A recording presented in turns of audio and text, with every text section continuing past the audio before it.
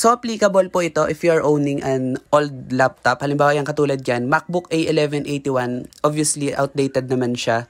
Ibig sabihin talagang old siya. So, ito, meron siyang second option. Pwede nyo kasing installan ng Windows OS ang mga MacBook nyo kahit na Apple MacBook siya. Ang gagawin nyo lang, i-on nyo, tapos continue holding yung option key.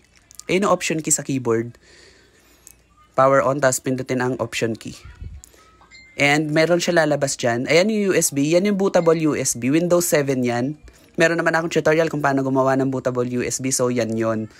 Tapos, i-click nyo lang siya yung USB. Ayan. Hintayin nyo lang na mag-loading. Ayan. Medyo matagal siya mag-loading at first. Pero, once na nag-off na yan, tapos mag-on, ganito na yung lalabas. Ayan. Setup is copying file. Ayan. Setup is starting. Same as lang ng sa setup nyo sa Windows na laptop. Ganon na ganon lang din yan. Ituring yung Windows laptop lang yung MacBook nyo. So, ganyan ang gagawin nyo. Hintayin nyo na mag-loading, katulad yan. Naka-fast forward yung video kasi nga medyo may katagalan. Alangan naman 30 minutes kung i-continue tong video na to, diba? Ang pangit naman na nun kapag 30 minutes tapos puro loading lang yung ipapakita kong video. Yan, hintayin nyo matapos yan. Ang pinakamatagal na part dyan ay yung Windows copying file. Talagang matagal. Yan, lumabas yun ng logo ng Windows 10 kasi meron na siyang recent na naka-install na Windows 10. Pero, same lang din yun. Meron naman na, kung napanood yung tutorial ng pag-install ko ng Windows 10 sa MacBook, yun, ito kasi yun. Ayan, kung makikita yan, nakasulat na dito, installing Windows. Ayan, yan ang pinakamatagal kasi, yung expanding Windows files, dyan talaga mauubos. Yan ang pinakakakain talaga ng oras nyo, literal. Yan, mauubos talaga yung time dyan. Pero, kapag natapos naman, worth it naman siya. So, ayun.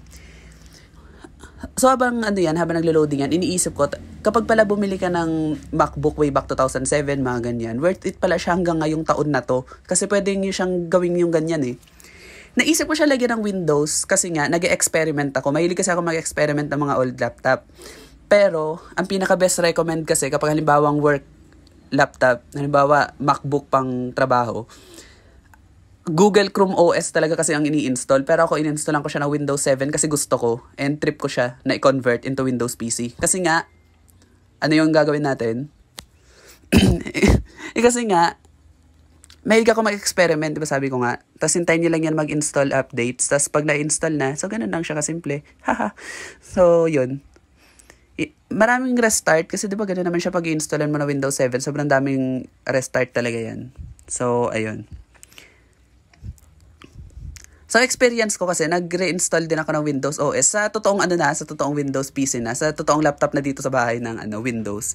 And, ang ganda naman niya, nakaka-enjoy siyang gawin. Ngayon naman pinagpalit ko, ang naka-install doon sa Windows PC, Mac OS, tapos ang naka-install naman dito sa MacBook, Windows OS. Parang masaya, di ba? Pinagpalit mo yung dalawang OS. So, yun. So, anyways, hintayin nyo matapos yung loading nung, yung loading na yan.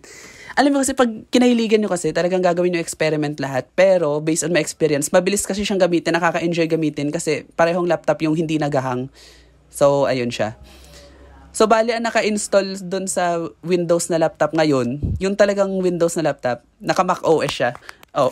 Tapos ito namang MacBook na to, naka-Windows OS siya. So, yun, parang pinagpalit ko lang. So, kung itatanong niyo ako kung anong pinaka-best laptop sa Windows PC, sa Windows na HP talaga, kasi upgradable siya ng lahat. Nag-research kasi ako, yung iba kasing laptop ngayon, hindi na na-upgrade yung RAM, pero kasi yung laptop na yung laptop ng HP, kahit yung mga bagong labas ngayon, na-update pa rin yung RAM. So, yun, HP talaga. So, yun lang naman. Not sponsored to, na-share ko lang.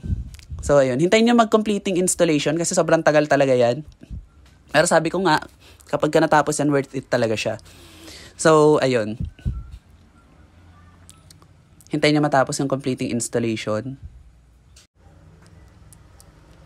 So, kapag lumabas na yung, wait lang, hintayin nyo lang. Ayan, setup will continue after restarting. Yan ang pinakahuling restart and matatapos na siya. So, ayun lang siya. Anyways, kung tatanong sa akin kung ano pinaka-best software para sa akin between Windows 7 at Windows 10, mas gusto ko Windows 7 kasi nga, yung Windows 7, parang full, parang full build. may nagsabi na sa akin na full build ang Windows 7 compared sa Windows 8. Kaya yung iba, yung na-release noon ng Windows 8, marami nag-stick sa Windows 7. Kaya yun. Based on my experience naman sa Windows 10, oo nga, mas gusto ko Windows 7. Unang-una kasi kapag naka Windows 7 ka, basta kasi kapag yung Windows 10 kasi, yung nirelease yung Windows 10, ang daming animation. Yung, ano ba, i-close mo lang yung app, meron pang animation. Di ba nagkukos kasi yun ng hang? Yung Windows 7 kasi walang ganun eh. Tapos, ayun. And napansin ko rin, maraming mga software like yung mga video editing apps, ang hindi gumagana sa Windows 10, na gumagana sa Windows 7. Marami kasing video editing apps, yung pinaka-the best editing talaga pagdating sa video, ang hindi na gumana sa Windows 10, parang not supported, ganun. Kaya mas okay yung Windows 7.